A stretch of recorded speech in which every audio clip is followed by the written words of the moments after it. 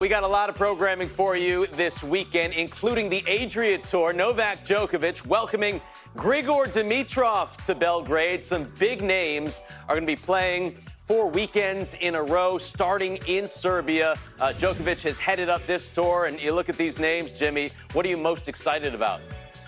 I mean, all of it. I love seeing tennis come back with some competition because these players need that. It's amazing how difficult it is to play with adrenaline when you haven't done it for a long time. So this is the first step in sort of getting that adrenaline, getting that competitive spirit back. It's interesting that Djokovic's event, he's not just playing in it, but he's also the driver. And I'm not sure what else is. He's picking up people from the airport. It's a heck of an event. He's going bare bones on the expenses, though, I guess. Hey, tournament director, he's doing it all. One thing he may not be doing, Lindsay, however, is playing at the U.S. Open. In comments made yesterday, Djokovic said he most likely would continue his season on clay at the beginning of September, thus not coming to New York and playing Roland Garros instead.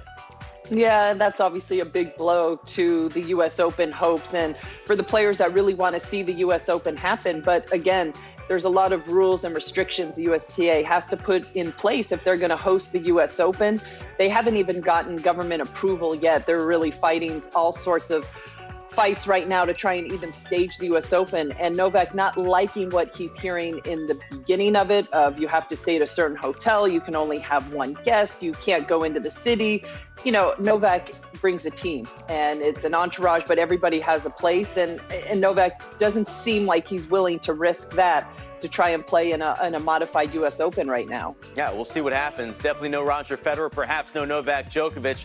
There's another Czech exhibition, Lindsay, going on. We had Petra Kvitova on the show earlier this week.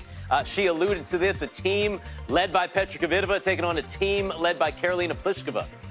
Yeah, it's so great when you're a small country, but you have so many good players. I mean, look at the depth of these two teams.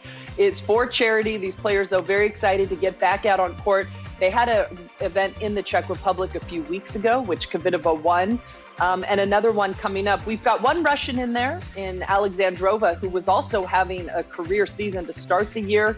But again, all these events are started to pop up. That really gives us some hope that the tours are going to be able to start up soon also. Absolutely. 6 of the players that you just saw there in the top 31 in the world. So a lot of big names going on in that Czech exhibition.